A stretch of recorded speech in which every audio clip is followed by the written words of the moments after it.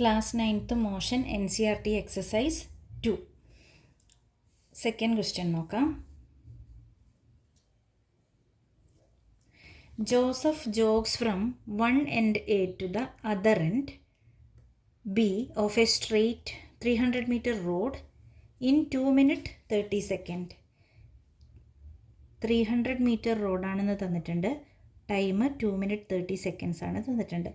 And then turns around and jogs 100 meter back to point C in another 1 minute. What are Joseph's average speeds and velocity in jogging from A to B and from A to C? അപ്പോൾ ഇവിടെ Joseph A എന്ന് പറയുന്ന പോയിന്റിൽ നിന്ന് തുടങ്ങി B എന്ന് പറയുന്ന ഒരു പോയിന്റിലേക്ക് ജോഗ് ചെയ്യുകയാണല്ലേ. അത് സ്ട്രെയിറ്റ് ലൈൻ പാത്താണെന്ന് പറഞ്ഞിട്ടുണ്ട്. അപ്പോൾ ഇത് ഇനീഷ്യൽ പൊസിഷൻ, ഇത് ഫൈനൽ പൊസിഷൻ. ഓക്കെ, അതുപോലെ ഈ എ ബിയുടെ ലെങ്ത്ത്, ഈ സ്ട്രെയിറ്റ് പാത്തിൻ്റെ ലെങ്ത്ത് അല്ലെങ്കിൽ റോഡിൻ്റെ ലെങ്ത്ത് 300 മീറ്റർ ആണെന്ന് തന്നിട്ടുണ്ട്. ഇത്രയും ലെങ്ത്ത് 300 മീറ്റർ ആണ്. ഓക്കെ, എത്ര സമയം എടുത്തിട്ടാണ്? 2 minutes 30 seconds എടുത്തിട്ടാണ്. 2 minutes 30 seconds. പിന്നെ ഇവിടെ എത്തിയതിന് ശേഷം എന്ത് ചെയ്യുന്നു? ടേൺസ് എറൗണ്ട്, തിരിഞ്ഞതിന് ശേഷം ഇങ്ങോട്ടേക്ക് വീണ്ടും ഒരു 100 മീറ്റർ ജോഗ് ചെയ്യുന്നു. ഇങ്ങോട്ടേക്കൊരു 100 മീറ്റർ ജോഗ് ചെയ്യുന്നു തിരിച്ച്, അല്ലേ? എന്നിട്ട് ഈ എത്തുന്ന പോയിൻ്റ് അവർ പറഞ്ഞിരിക്കുന്നത് സി. അവിടേക്ക് എത്താൻ എടുത്ത സമയം 1 minute ആണെന്നും തന്നിട്ടുണ്ട്. ഓക്കെ, അങ്ങനെയാണെങ്കിൽ ആവറേജ് സ്പീഡും വെലോസിറ്റിയുമാണ് കണ്ടുപിടിക്കേണ്ടത്. ഇപ്പോൾ 2 കേസ് ഉണ്ട് ഇവിടെ, from A to B and from A to C. ആദ്യം നമുക്ക് എ ടു ബി എങ്ങനെയാണ്, എന്താ സംഭവിക്കുന്നത് നോക്കാം. When he travels from A to B. Okay, നമുക്ക് കണ്ടുപിടിക്കേണ്ട എന്താണെന്നുള്ളതിൻ്റെ ഇക്വേഷൻ ആദ്യം എഴുതാം. ആവറേജ് സ്പീഡും ആവറേജ് വെലോസിറ്റിയുമാണ്. ആവറേജ് സ്പീഡിൻ്റെ ഇക്വേഷൻ എന്തായിരുന്നു? Total distance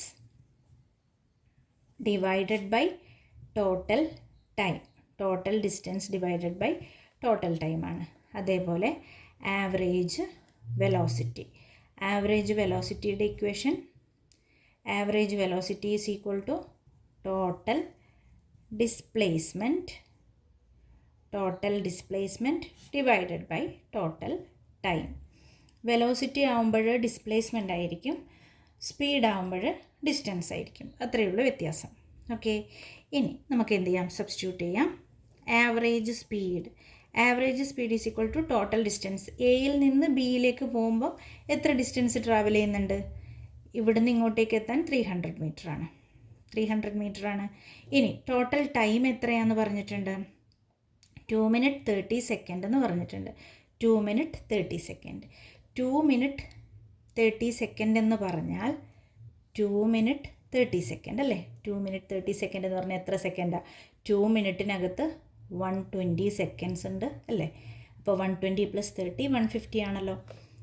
150 seconds. ഇത്രയാണ് ആവറേജ് സ്പീഡ്.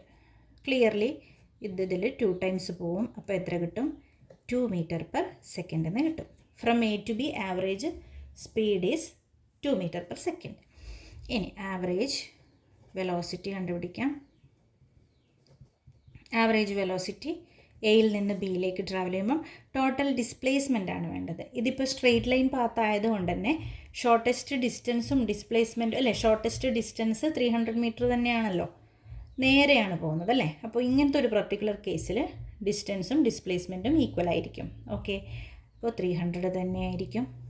ടൈം എത്ര തന്നെയാണ്? 150 seconds തന്നെയാണ്. അപ്പോൾ എത്ര കിട്ടും? 2 meter/second.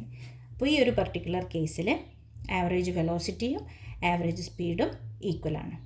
ഓക്കെ, ഇനി നമുക്ക് ഫ്രം ബി ടു സി എന്ത് സംഭവിക്കുന്നു നോക്കാം.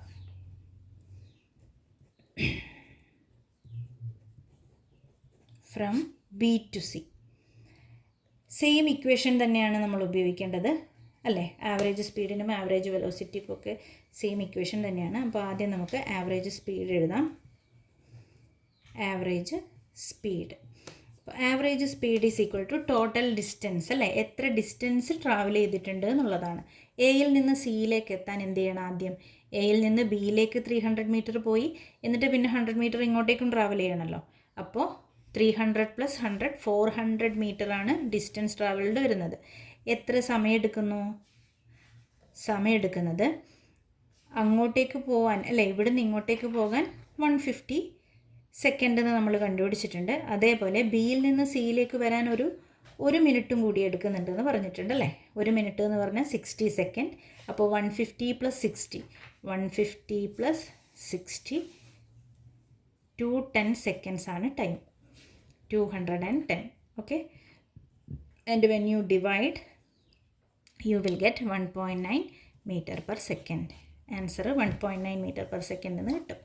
ഓക്കെ, ഇനി ആവറേജ് വെലോസിറ്റി കാണാൻ നമുക്ക് ടോട്ടൽ ഡിസ്പ്ലേസ്മെൻ്റ് ആണ് വേണ്ടതല്ലേ. ടോട്ടൽ ഡിസ്പ്ലേസ്മെൻ്റ് ആണ് വേണ്ടത്. എത്ര വരും ഡിസ്പ്ലേസ്മെൻറ്റ് എന്ന് പറഞ്ഞു കഴിഞ്ഞാൽ ഇനീഷ്യൽ പോയിൻറ്റും ഫൈനൽ പോയിൻറ്റും തമ്മിലുള്ള ഡിസ്റ്റൻസ് ആണല്ലേ. ടോട്ടൽ ഡിസ്റ്റൻസ് 300, ഇത്ര വരെ. ബി സി എന്ന് പറയുന്നത് 100, എ സി ആണ് നമുക്ക് വേണ്ടത്. അപ്പോൾ 300 - 100 200 മാത്രമേ ഉണ്ടാവുള്ളൂ. 200. ടൈം എത്രയാണ്? സെയിം ആണല്ലേ. അതേ, സിയിലെത്തുന്ന സമയത്തിന് വ്യത്യാസം വരുന്നില്ല. 200/210 നിങ്ങൾക്ക് 1.9ൻ്റെ ജസ്റ്റ് ഹാഫ് കിട്ടും. 0.95 meter/second. ഇതാണ് ക്വസ്റ്റ്യൻ്റെ ആൻസർ.